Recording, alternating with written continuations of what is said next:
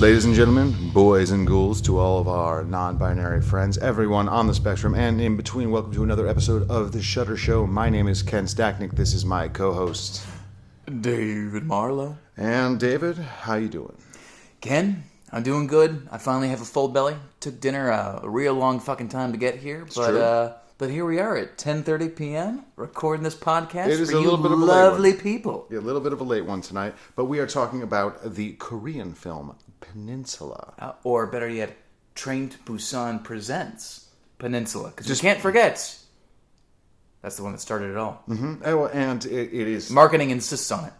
And it's from a verbal standpoint, it is very weird naming because, like, the train is not involved. At all. Yeah, at all. Like, it's just, like, I mean... Does Peninsula take place in Busan? Maybe. Because I can't recall if it's ever really established that that's where it in fact takes place. I know that the really bad American news people told us that Busan was supposed to be a haven and it didn't work out.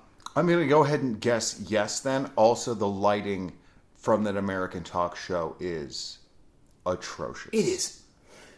There are a lot of things to like about this movie, and there are a handful of things to not like. And the lighting in that scene, and the bargain bin American actors that they got for it. Basically, anytime anyone is speaking English is not good. Yeah, it is a bummer. Any American actor that is in this movie, I'm guessing that's the reason why you are an American actor in Korea. Ken, we need to go to Korea, just like you told me, because I feel like we'd do pretty well there. Yeah, I mean, they probably would have taken us before coronavirus, but probably not anymore. Yeah. Now, David, this is this is, as we mentioned, a part of the Train to Busan cinematic universe, which includes Train to Busan, Seoul Station, and then this. Yeah. Now, David, do you want to give the good people at home a little plot summary, synopsis, scruncation of what happens in this movie, like what the people can... Are we talking about in the universe overall or just in Peninsula? Well, let's do both. Okay. Live dangerously, David. Okay, all right. Well, to sum as much of it up as I possibly can...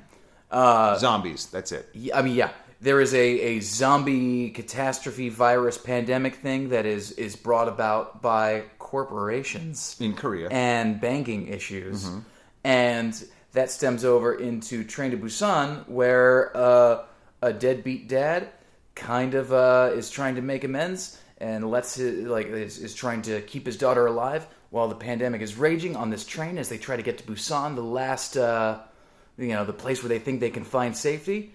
It's a super fast virus. I bite you.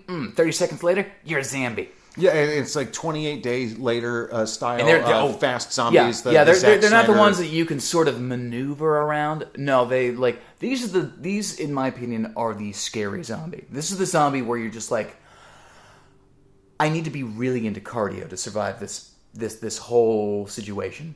So that movie ends, and so.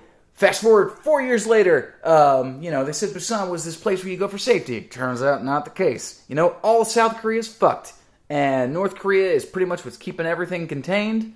And so it's no longer called South Korea, it's just called the Peninsula. And so this American comes in, as Americans are wont to do, and gets a bunch of Korean folks involved in this thing where they say, hey, you know what? There's a lot of unclaimed shit just lying around South Korea. There's a big truck full of this money that we kind of lost track of. You guys go in, retrieve it, get on out. Bob's your uncle. You're all fucking rich. And so they go in, and the thing they said that was easy is not easy. It turns out to be hard because it turns out to be pretty hard because then it wouldn't be a movie. And yeah, and there's a bunch of people who are trying to survive in South Korea, but they're also shitty because Mad Max. The easiest way I would say to describe the tone of this movie is the first half is very much an ode to something like Escape from New York, and then the second part of this movie is an ode to Road Warrior specifically, because there is a lot of in the middle is a little bit of Thunderdome. I mean, a little bit of Thunderdome. I mean, the entire second half is very like all of the Mad Maxes, but most specifically Road Warrior, because you have the just less stunts and more CG.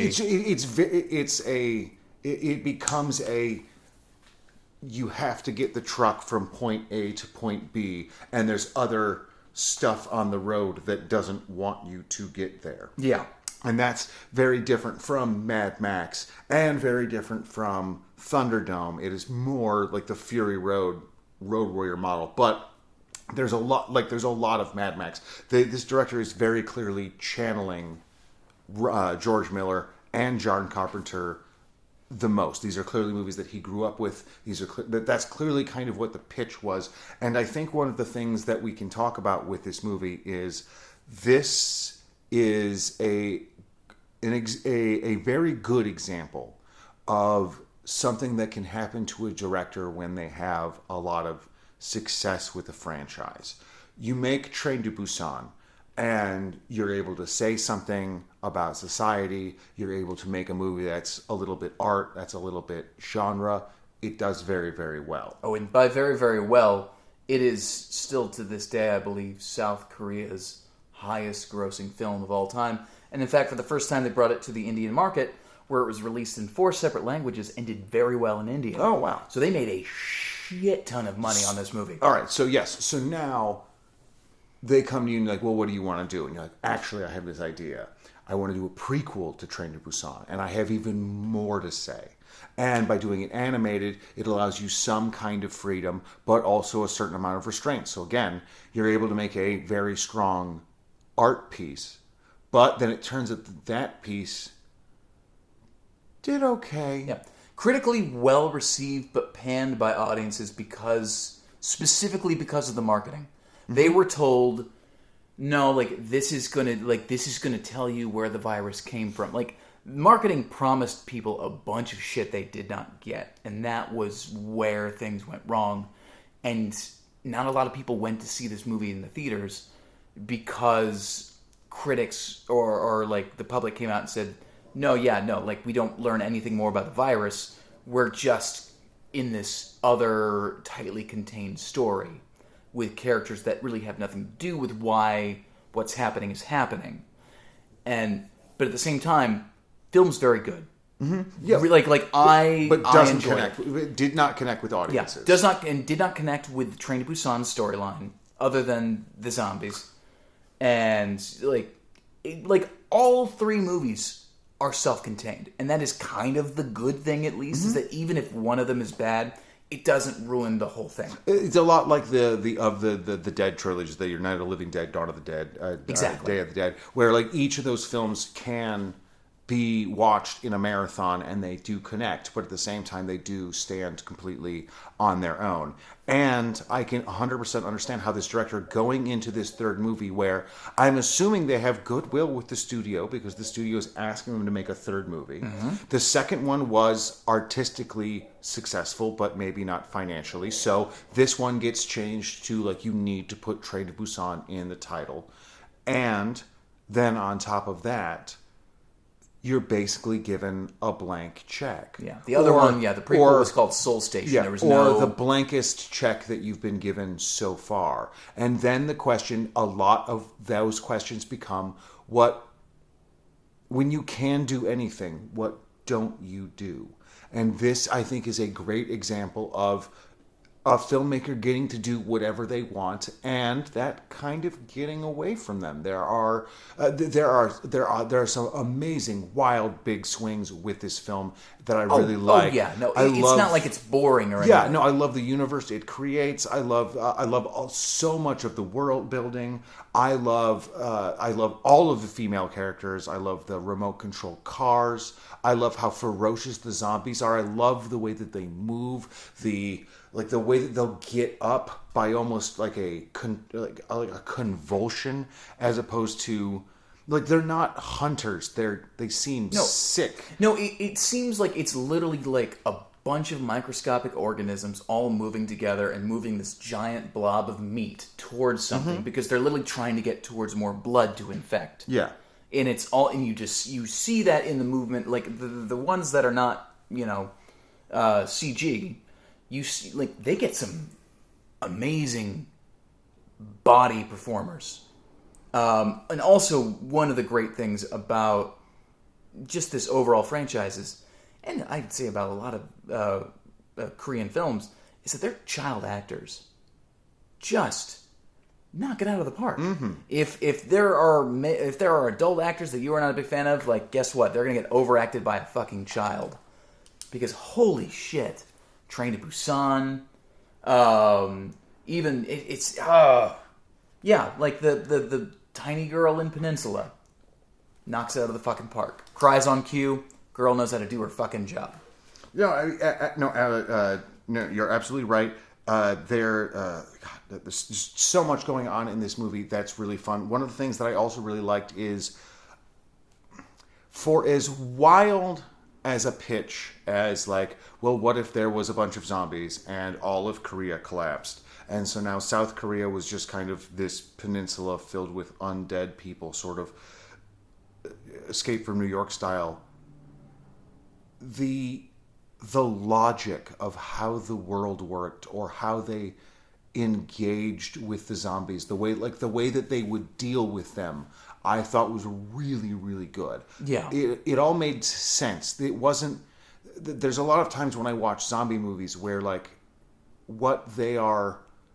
Like, the way that they are protecting their camp, or the way they're doing survival stuff is like, all right, that's kind of... I mean, yeah, no, that makes movie sense, but it doesn't make, like... Practical sense, survival sense, prepping sense. It just makes... cool. It makes for cool movie scenes, but it doesn't. Yeah, there's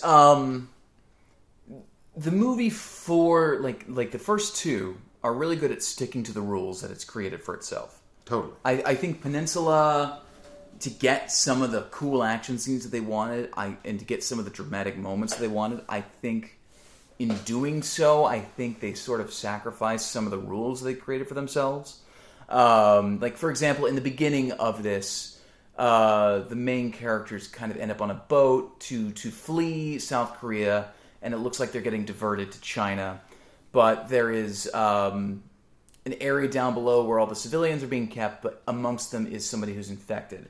And only just now, after they are like in the middle of the fucking ocean, has started to convulse, where throughout the entire franchise, we have been led to believe that this is a very fast-acting virus. The only time it has not been fast-acting was in Seoul Station, where somebody gets scratched on the leg, and it's a very slight wound. So it takes a little bit longer. But it shows that, like, no, it's still pretty quick. It's not. But it takes a little bit longer for it to hit in. But so the practicality of this person being bit and then waiting this long to get, like, for the infection to take hold, and nobody noticed. And then, but the thing is, like, also too, like, the infection takes hold and then they attack immediately. This guy goes into this room filled of infected people, gets to have this dramatic moment where he watches this kid die, whatever, like that. And it takes a lot longer than it should for them to kick in. And it just seems like they kind of toss some of the rules away to allow for this dramatic moment that the director really wanted. And I think that's when you kind of create some problems in the world that you're building. Yeah, that's the backing into the scenes issue that I was kind of talking about. Yeah. Where what you've decided is, well, we need this to happen, so how do we make it happen? This movie, I think, unfortunately took a little too many pages from Escape from LA and not quite as many pages as Escape from New York. Because Escape from LA very much feels like John Carpenter having all the money, kind of being able to do whatever he wants, and as a result, by being able to order up anything that you want, but not having a completely blank check, you end up with what you end up in this movie, which is a bunch of like the car chase scene looking like a pretty good PS5 game. It's we'll fix it in post, but then realize you didn't have enough money to fix it in post. Or just not even fixing it in post. We're saying like this entire sequence is going to be CGI because we can't afford the cars now. We can't afford the stunt drivers. I mean, there's no way to shoot this movie on a small budget. In like, I have a feeling a huge chunk of this was just the logistics of like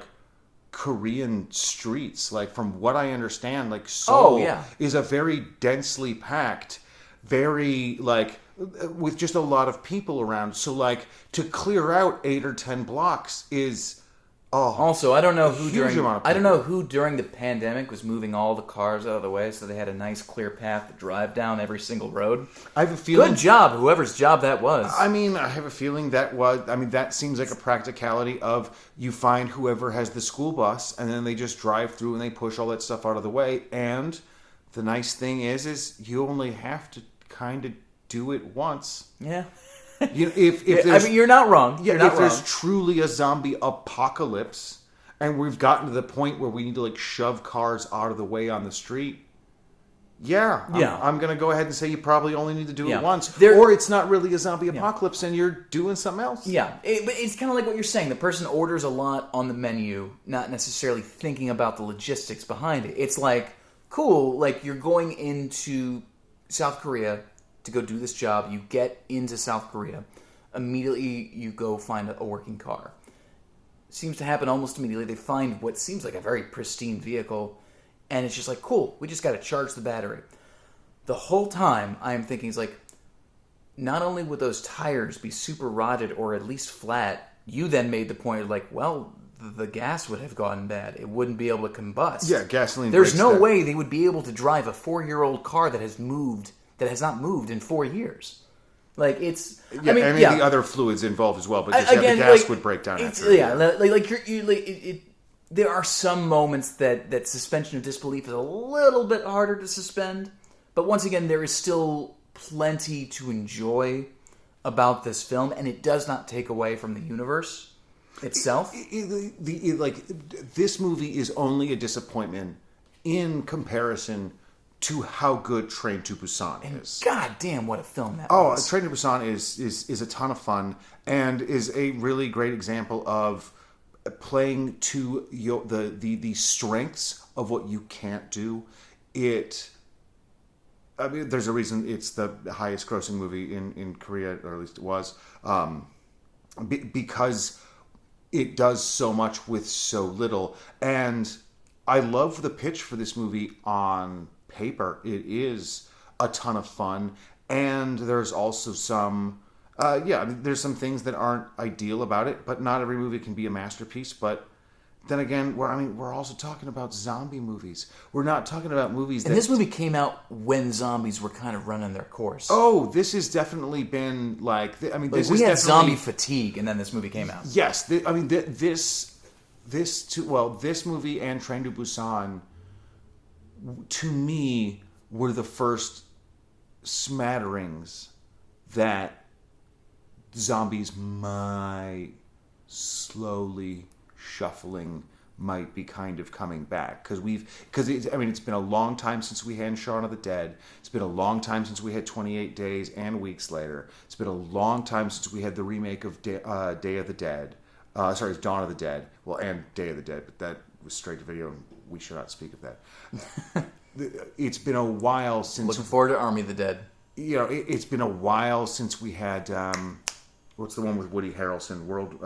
It's been... Zombieland. Zombieland. Yeah. It's been a while since we had World War Z. Great sequel, actually. So we are from a decade standpoint. It's been long enough that zombies could... Yeah, people are really looking forward to the the Zack Snyder film Army of the Dead. Actually, is like I've seen a lot of friends of mine who are like genuinely chomping at the bit to see this. Mm-hmm. So yeah, no, we had a zombie fatigue for a little bit, which is what made this Train to Busan so special, is that it came out and did so well during zombie fatigue. I mean, we do this cyclically. Like for a while, it'll be, everything will be a ghost story, and then everything will be a slasher movie, and everything will be zombies. Then vampires or werewolves will come back every now and then. If your film does well while people are getting tired of that genre, then you've created something very special. I mean, no, definitely so. It obviously culminates the strongest when you have something like Shaun of the Dead, which is great and is accepted just as the uptick is happening. As zombie movies or whichever genre you're getting into are becoming cool or fashionable again. Yeah. That's the kind of that's the kind of career-making move that you make. It doesn't matter how good of a Halloween sequel you make if slashers aren't popular at the time. I don't know what to tell you. It's not going to turn into anything for you. Yeah. But if you're able to do it right when those things are happening, yeah. And I was talking to you about this too. Is we were saying you and I both have zero problems with formula so long as the film has something to say. And that's the thing that was really special about Train to Busan is, yeah, sure, zombies on a condensed train. Yeah, sure, there's plenty on paper that's great there. But one of the great things that a lot of films coming from South Korea, especially at this time, really had going for them was that there was very much a lot to say when it came to things like class and poverty structure. Seoul Station is no different. Seoul Station...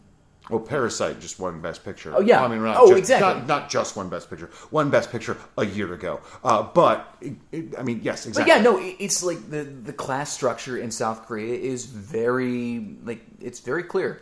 And Seoul Station focuses around mostly homeless people. And it is very much, the thing that you're getting from it is that we used to be all about the group. But ever since money started entering into things, it seems to be that if money has a say, we're all fucked. Which is why in Train to Busan, the person who gets almost everyone killed is the rich CEO ass guy who says, no, don't let them in. Keep them out at all fucking costs. And it's his selfishness that keeps causing him to throw people literally under the bus. Under the train. Or under the train, so to speak. And I was watching this with my fiance, who loved it, by the way. Yay. And actually, I've never seen her sob so much at a Hi, film. Katie. And so, but every time we're going back to, God, this fucking asshole just keeps fucking everybody over because he's only thinking about number one as opposed to thinking about the group.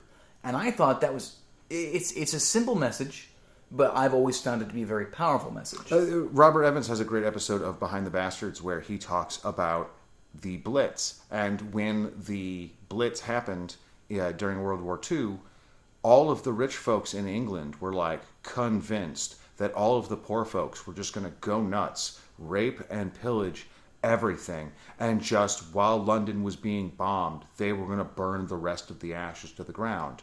And so right before the attacks happened, all of the rich people fucked off to their their mansions in the country and such. And then it just turned out that everybody just did mutual aid for each other and cooked and provided medical supplies. And yeah, it turns out that most of the time when absolutely horrible stuff happens to a majority of the population says, oh, I should probably help out because this is happening to a majority of us. And then mutual aid happens. It doesn't crazy how that works out, right? It turns out that we don't just all eat each other's faces. Clearly the people who are well, I mean, if I was you, I would eat faces. So I'm going to leave. And you're says a lot about you. Yeah. Yeah. And it's one of the things that I loved about this film is it's a very good message to put across. I think especially now it resonates a lot more. But I watched this movie years ago and I'd forgotten so much about it because there's so much that's come out in the meantime. So I watched it again, and Katie watched it with me for the first time, and I just loved it So good. And then I watched Soul Station on my own, and then watched Peninsula. And I think while Peninsula is a fun film, I do think it loses a little bit of that for the group message. I think it lost it's still like it had all the zombies and it had the fun, but I think what it lost out on was the message of for the group and not the one. And I thought that was an unfortunate part about it, but doesn't mean that there wasn't still a lot to get from this film. I think it's I like, once again, like some very strong female characters, and very strong message of like, yeah, no, sometimes you leave people behind, and maybe that's gonna come back to bite you in the ass, or at least it's gonna haunt you for the rest of your fucking life. I mean, the bill comes due. The bill comes due, but again, one of the things that I thought was really interesting is because this movie has the 4-year time gap, it's one of the few movies that really deals with the decisions you made during an emergency and then you having to live with them. Like, most of the time in a zombie movie like this, you will see a character have to do like the leave their wife or kid or someone close to them behind scene. Yeah. But then you just see them deal with it for like the next 2 days. This one flashes forward 4 years, and so it became like I know how we all acted during the emergency. I mean, but now that we've had some time to think about it, was that the best thing to do? Could you have done more? You probably could have pulled my sister out a little bit more forcibly, or tried. Now, I wouldn't have had my kid, but I would have at least had my wife. I would argue that this movie's answer to that is a whole lot of hopium and the power of Final Draft. I don't believe one of my biggest complaints is I just don't believe it's not even a twist, like the Act 3 happy pivot that they do. Like, yeah, to me, are you talking about where the UN comes in? Well, like where the UN comes in, and then the guy decides he's going to save the girl despite the fact she's clearly in a hopeless situation. And then it works because hope or whatever.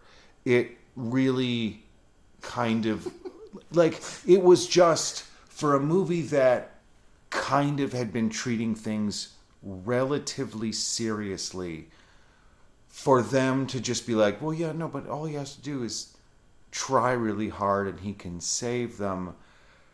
It seemed really with all of his fight skills. Yeah, it seemed really. Yeah, it just came off as very saccharine to me. Like, it didn't feel earned, and it felt like, again, they were backing into the decisions that they had made. Yeah. They decided that they wanted it to have a happier ending. Mm-hmm. They decided that they wanted to have.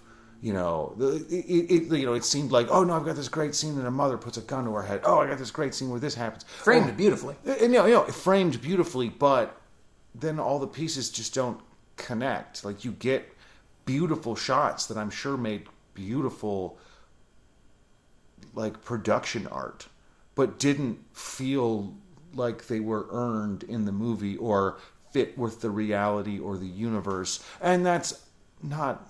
It's not bad. It's just a bummer because of how good Train to Busan is. Yeah. But you should definitely check out Peninsula. It is super fun. If you haven't seen anything in this franchise, this is a great way to spend 2 hours. You won't be bored. It's got some great fun moments in it. And if it gets you to watch Seoul Station and Train to Busan, then even better. And both of those are all self-contained. And I will say, there was a part that I found, like, almost uncomfortably on par with what's kind of going on right now. Mm-hmm. Is it's so one of the things that happens in this world is that, there's a lot of the refugees from South Korea are being diverted to China. And so you have a lot of Korean refugees sitting around in China doing their thing, trying to make ends meet. And there is a scene where the brother and his the main character and his brother-in-law, or is it brother? Well, let's be clear. Like, all of South Korea is forfeit to the zombies. All of South Korea the is entire fucked. country. It is now called a peninsula. Yeah, the entire country has been deported is probably the wrong word, but like the entire Evacuated. country, evacuated or are now refugees. Yeah. So like And there's so, a lot. Not surprisingly, there's a bit of anti-Korean sentiment in China. So you see a lot of ill will towards them, where they're just like, oh my god, get the fuck out of here! Like you're ruining everything. Like, and then like goes like, are you gonna get me sick? Don't get near me. I don't want to get fucking sick. And it is something that unfortunately plays into something that is happening more frequently right now. And I say more frequently because this is something that's been going on for a while that just now we're drawing attention to. And it's just that, these people come from this catastrophe, and just because the sickness might have started here doesn't mean that it's their fault. Or they're going to spread it more, or they're any more contagious. So I appreciated that the film at least took that beat and acknowledged that this would have been a problem that, would have stemmed into further generations and certainly, would have been a conflict to have to manage. Well, I mean, if you have any kind of refugee... If you have any kind of refugee situation, there's always going to be a certain amount of disdain the local public has for, anyone who feels vaguely displaced or like they've lost an opportunity or something to any of the immigrant populations, or the refugees, no matter how much that isn't actually happening, or is just something that they are, interpreting. Yeah. But again, one of the.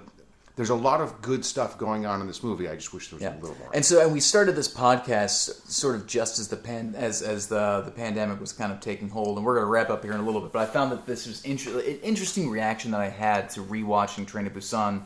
The film kind of opens in the country area, and a bunch of trucks are passing through a checkpoint, and it looks like there's a bunch of dudes in hazmat suits just spraying off all the trucks. And I had a weird, visceral reaction to that where all I could remember was the beginning of the pandemic and just watching all these people in hazmat suits spraying off train stations and all these different areas. And it's... it hits different now. It really, a real picture of its time, predicting a lot of the stuff that you're going to see as things start to go to shit. Mm-hmm. A very, really... I did not expect to have that kind of reaction to something like that. The craziest thing about Contagion is how much it gets right, except people don't wear masks quite enough. Yeah. It's like one of the only things, and mind you, they still definitely wear masks, but... We had enough stupid people in charge that were... as we've learned, the amount that you need to wear a mask, there's just, and I get it. I mean, it's not a criticism of the movie. It's just an interesting, now that we've gone through a contagion of our own. Yeah. It's interesting seeing the movies that predicted what was going to happen very well, like Contagion. And Contagion was very optimistic about how many people would do their part. Well, and how wild it is that Jude Law apparently was playing the president in that movie, as opposed to just a lunatic online. There's a lot in that movie that you couldn't have written reality into Contagion, and people wouldn't have burned. Like, if you had written that the president was just as much of a lunatic as Trump was, you'd burn the theater to the ground. You wouldn't sit through that movie. You'd be like, this is so unbelievable. Like, people called Jude Law's character unrealistic, and you're like, no, that's just Alex Jones. Like, what are you talking about? No, that guy's real. That's the one guy I can point to is absolutely being real. People like to forget that during the Spanish flu, was it Johnson who was president at the time? I believe so. Yeah. Just tried to ignore the whole thing and pretend like it wasn't happening. We lost a lot of people during that. Yeah, and they had mask protests, and people got really mad when there was a second wave, and time is a flat circle. But yeah, interesting fact. Contagion is one of the first films that I ever did extra work for. Mm-hmm. So I'm actually I'm actually in that film, which was very strange when I saw it pop up again in popularity. I'm like, oh, I don't remember that. What? It's back in February, just click on a Netflix. You're like, why is everyone watching Contagion? Ah, shit. Now, speaking of time being a flat circle, David. Yeah, we are running out of time. Well, we're not running out of time, but I think we might be coming to the end of the time that we have. Neither of us. I hope overall we're not running out of time. Hopefully we both have plenty of time. We're not. I know you're swallowing those Tums right now. Are you okay? Yeah, no, my Tum's fine. Okay. So there's two movies, neither of which I have actually seen. So this is a double blind episode. One I have always kind of wanted to see, but never got around to it, and the other one I have heard is quite good. So David, we're going to watch two trailers once we get into the time machine here. One, Revenge, the Shudder exclusive, which is a revenge movie. Oh, okay. And then the other is The Dentist. Oh, okay. It's a movie I always remember seeing as a DVD cover at Blockbuster, and I never got around to seeing it. And I saw it was on Shudder, and I'm in charge, so it's one of the things that I'm going to I respect maybe suggest you to. I respect your authority. Yeah. So if you'll boop boop boop boop. You're my liege. Let me get that for you. Okay, thank you. Oh, please. After you, sir. Excuse me. Let me move. Let me. Yes. Watch your crown. Yep. Let me move my cape. Okay. All right. And boop boop boop boop boop.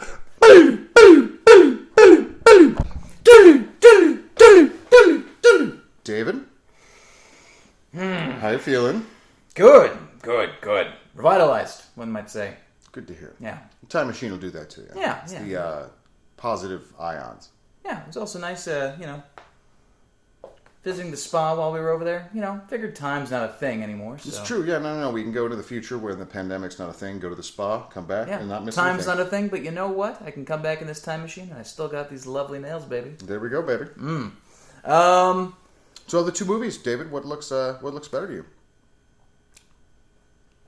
Both look good. And I've heard great things about Revenge. It really... And this is coming from somebody who has co-starred in a revenge horror flick. It takes a lot for me to hop on. Even if I do enjoy the movie, it takes a lot for me to press play on movies like that. So I think for that reason, and also because it just looks really intriguing, I'm gonna have to go with The Dentist. We could possibly come back to Revenge. I think I need something a little sillier. Yeah, no, it is a Shudder exclusive. I happen to have worked with Corbin Bernsen. I gaffed a couple of movies that he worked on. So it should be interesting. Dave, do you have any plugs that you want to pluggable?